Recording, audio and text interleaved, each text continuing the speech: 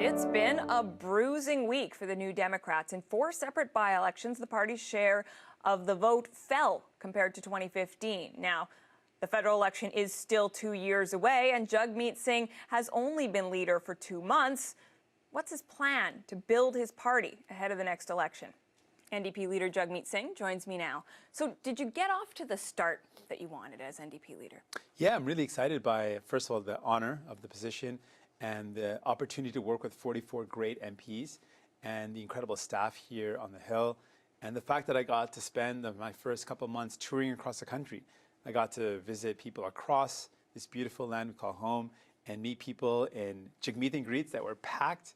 We had great turnouts in Halifax and St. John's, across the prairies, out west, in Ontario. So it's been an incredible 2 months, a little bit more than 2 months, and I've been really enjoying it. Okay, but you know where this is going. I'm going to ask you about these by-election results. Sure. We've got some of the numbers right here. Your party dropped almost 3 percentage points in Scarborough Agincourt compared to the last election. South Surrey White Rock, you dropped from 10.4% in 2015 to just 4.9% on Monday. How do you explain what's going on with the numbers? Well, I knew that going into this, it was going to take some time to turn the ship around. Our party had been going down a certain direction without a leader for a period of time, so it was going to take the time to turn it around. And I'm not in this for a short sprint. I know it's a marathon. Are you disappointed by those numbers, though? Absolutely. No leader is going to be overjoyed by the results, but I'm not surprised. I know it's going to take some time. We've taken some steps, and it's going to take time for those steps to have action. What? We brought in a new chief of staff. I brought in we have at the federal level a new interim national directors brought in. So these are great changes, amazing progressive young women in positions of power, an amazing thing. But the changes that they want to take and implement are going to take some time to actually have effect. How long? When do you want to start seeing results? Well, I want to see results right away. I just know it's going to take time. When do you expect to start seeing results? What's realistic? I know I can't put a timeline on that, but I know that I expect results, and more important than that, the work I want to do is to continue to get out into communities, engage with people, and to transform the way we talk about issues. What we've done for too long is just oppose. And as leader, I want to have our party move beyond just opposing to proposing and eventually to inspiring people about what the Canada that we dream of, and how can we achieve that. Your party said in a fundraising email that you were outspent in these by-elections. How much was money a factor? It's always a big factor, and it's something that I came into an organization that wasn't in the best position because there wasn't the same robust party. When you have a leader that's on the way out, it's not the same thing. It's hard to fundraise. So that's definitely an issue. Moving forward, we're going to definitely address that. That's something that I'm going to focus in on to make sure that we're able to go toe-to-toe with any party in any riding, in any by-election. We weren't in that position before, but we'll be that moving forward. Okay, I want to ask you about one particular by-election that hasn't been called yet. Everybody knows that the riding of Outremont is going to be up for grabs at some point. Tom Mulcair hasn't stepped away yet, but he has made it clear that he's had conversations with universities. Eventually, he's going to leave politics. That is a very important riding for your party, right? The beachhead in Quebec, the very beginning of the Orange Wave. Do you have to win the Outremont by-election? I think that we want to win every riding. We want to win every by-election. Okay, but this one, do you have to win this one? Can you accept losing Outremont?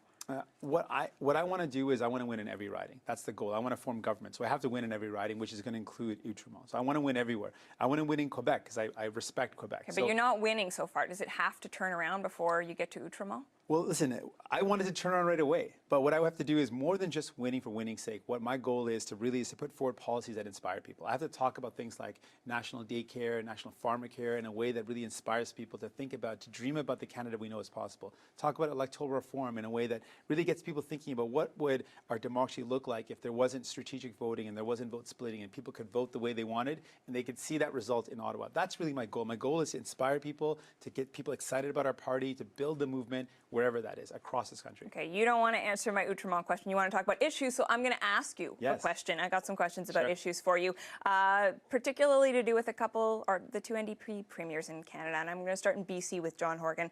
He made a controversial decision, I think everybody would say, this week when he gave the green light to the Site C Dam project to have that continue to go forward.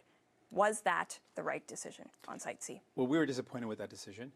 We know that this was a decision that was a result of the federal government approving, so under Trudeau's leadership, and under Christy Clark, Premier Clark's decision to get it started, and the government was left with two parties, two governments that had started this, and they were in this position.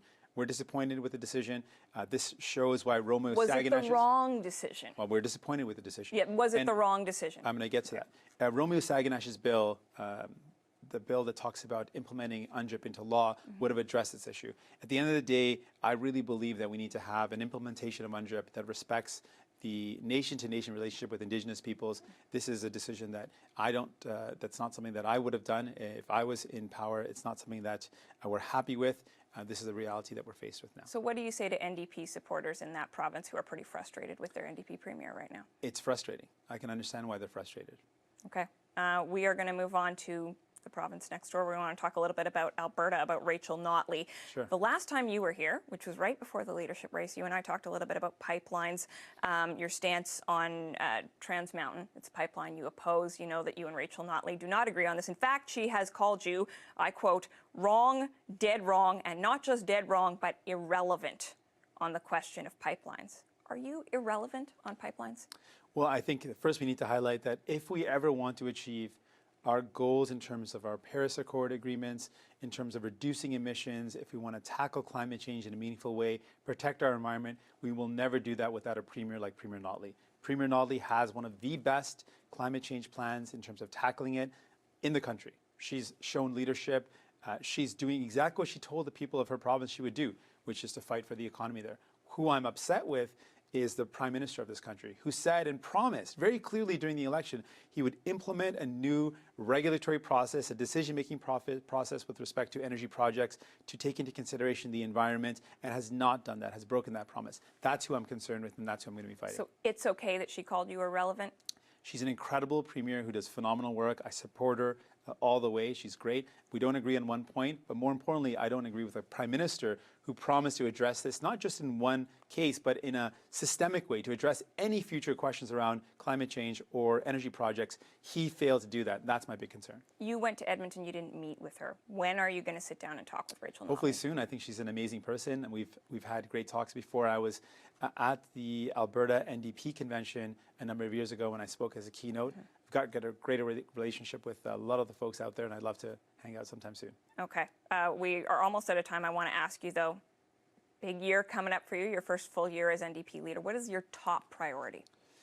I think one of the biggest things I want to tackle is inequality. And what we've seen with this government, with the Paradise Papers and the ethics questions, the conflict of interest potential, the appearance of a conflict of interest with the finance minister and the prime minister, we know that this is not a government and not a party that's going to have the courage to address this massive issue of inequality, to pay for things like pharmacare, free tuition, expanding to dental care. We need to stop the siphoning. How are you going to do this? How are you going to make that happen? We need to stop the siphoning of what some people say is about $47 billion per year that's being siphoned off into tax havens, CEO stock options. We need to address that. But there are people even in your own party right now who are saying that you are not visible enough on the national stage. So I take your point that you want to raise these issues, but how are you going to get to the point that you can really get some momentum around them?